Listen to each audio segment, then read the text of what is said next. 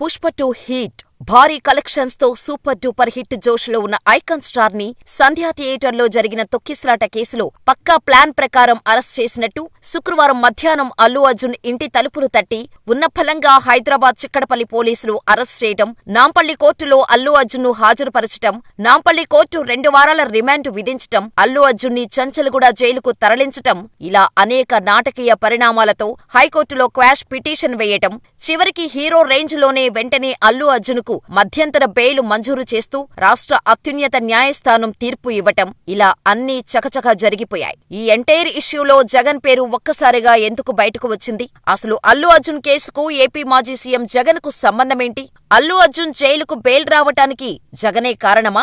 Allu Arjun arrest వెనుక ఎవరున్నారు అనే విషయాలను ఈ వీడియోలో తెలుసుకుందాం రండి. అల్లు అర్జున్ ని అరెస్ట్ చేసింది మొదలు అల్లు అర్జున్ తరపు లాయర్లు హైకోర్టు తలుపులు తట్టారు. హైకోర్టులో లంచ్ మోషన్ పిటిషన్ దాఖలు చేశారు. హైకోర్టులో అల్లు అర్జున్ తరపు లాయర్లు ప్రభుత్వ తరపున న్యాయవాదిని ధీటుగా ఎదుర్కొని ఈ కేసులో A11 గా ఉన్న అల్లు అర్జున్ కి మధ్యంతర బెయిల్ మంజూరు చేయించిన విషయం తెలిసిందే. అయితే ఈ లాయర్లు ఎవరో కాదు, గతంలో వైసీపీ అధినేత మాజీ ఏపీ సీఎం జగన్ అక్రమాస్తుల కేసును వాదించిన సుప్రీంకోర్టు సీనియర్ న్యాయవాది, వైసీపీ ఎంపీ నిరంజన్ రెడ్డి. అల్లు అర్జున్ ని అరెస్ట్ చేసిన వెంటనే ఐకాన్ స్టార్ భార్య స్నేహలతారెడ్డి ఏపీ మాజీ సీఎం జగన్ కు ఫోన్ చేసి మాట్లాడటంతో స్పందించిన జగనన్న స్నేహలతను ఓదారుస్తూ అతనికి ఏమీ అవ్వదని ధైర్యం చెప్పినట్టుగా తెలుస్తోంది. అంతేకాదు, తన తరపు న్యాయవాదులైన నిరంజన్ రెడ్డి, అశోక్ రెడ్డిలను అల్లు అర్జున్ తరపు న్యాయవాదులుగా నియమించి ఎలాగైనా సరే అల్లు అర్జున్ కి కేసుకి ఎలాంటి సంబంధం లేదని ప్రూవ్ చేయమని చెప్పినట్టుగా తెలుస్తోంది.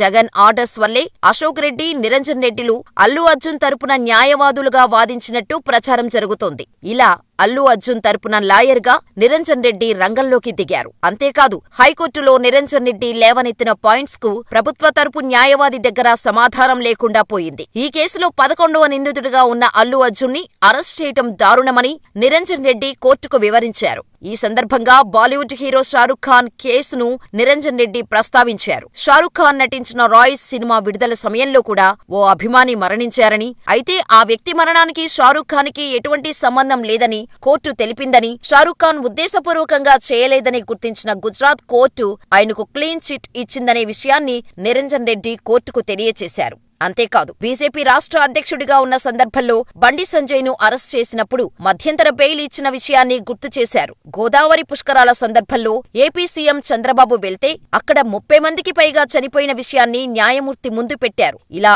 అనేక లాజిక్ పాయింట్స్ తో కేసును వాదించి పుష్ప 2 విడుదల సమయంలో కూడా సరిగ్గా ఇదే జరిగిందని నిరంజన్ రెడ్డి కోర్టుకు వివరించారు. దీంతో న్యాయమూర్తి సైతం అల్లు అర్జున్ ని అరెస్ట్ చేయాల్సిన అవసరమేముందని ప్రశ్నించారు. ఒకరోజు కస్టడీ తీసుకుంటే సరిపోయేదానికి అరెస్ట్ చేసే వరకు ఎందుకు వెళ్లారని పోలీసులను న్యాయమూర్తి ప్రశ్నించారు. దీంతో అల్లు అర్జున్ కు మధ్యంతర బెయిల్ ఇస్తూ కోర్టు తీర్పును ప్రకటించింది.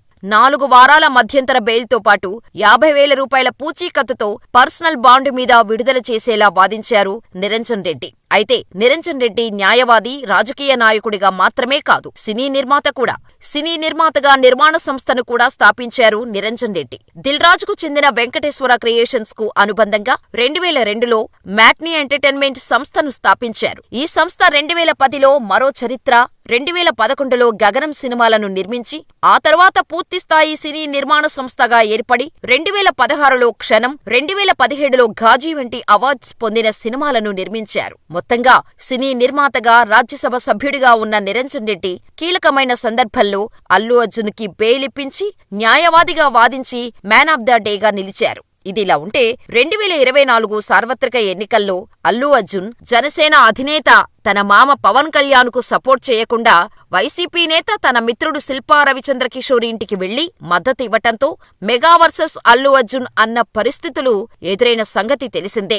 అప్పటినుంచి అల్లు అర్జున్ కు వైసీపీ నాయకులు ప్రతి విషయంలో సపోర్ట్ చేస్తూ వస్తున్నారు. దీనికి ముఖ్య కారణం పవన్ కళ్యాణ్ తో అల్లు అర్జున్ కి ఉన్న విభేదాలే కారణంగా చెబుతుంటారు చాలా మంది. దీనివల్లే అల్లు అర్జున్ ని తమ వైపు తిప్పుకోవటం కోసం వైసీపీ వ్యూహాత్మకంగా వ్యవహరించిందన్న విమర్శలు కూడా ఉన్నాయి. అందుకే అల్లు అర్జున్ కు ఎప్పుడూ సపోర్ట్ చేసే అవకాశం వచ్చినా వైసీపీ నేతలు అవసరమున్నా లేకపోయినా ముందే ఉంటున్నారని టాక్ ఉంది. పుష్ప 2 సినిమా విడుదల సమయంలో మెగా అభిమానులు అల్లు అర్జున్ ని టార్గెట్ చేయగా వైసీపీ నేతలు మద్దతుగా మాట్లాడారు. అంబటి రాంబాబు పుష్ప 2 విడుదల తర్వాత సినిమా చూసి మరీ సూపర్ అని రివ్యూ ఇచ్చిన విషయం తెలిసిందే.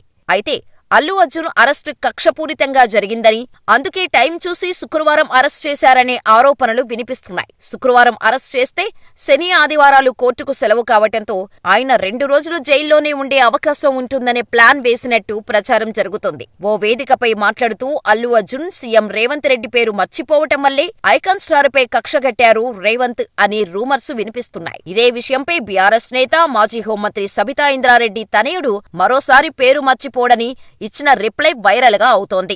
అల్లు అర్జున్ సీఎం పేరు మర్చిపోవటాన్ని బీఆర్ఎస్ నేతలు విపరీతంగా ట్రోల్ చేశారు. అదే ఐకాన్ స్టార్ అరెస్టుకు కారణమేమో అనుకుంటున్నారు తెలంగాణలో చాలా మంది. ఏపీలో వైసీపీ నేతలు మాత్రం చంద్రబాబు కారణమంటున్నారు. మరి మీరేమనుకుంటున్నారో మాకు కామెంట్ చేయండి.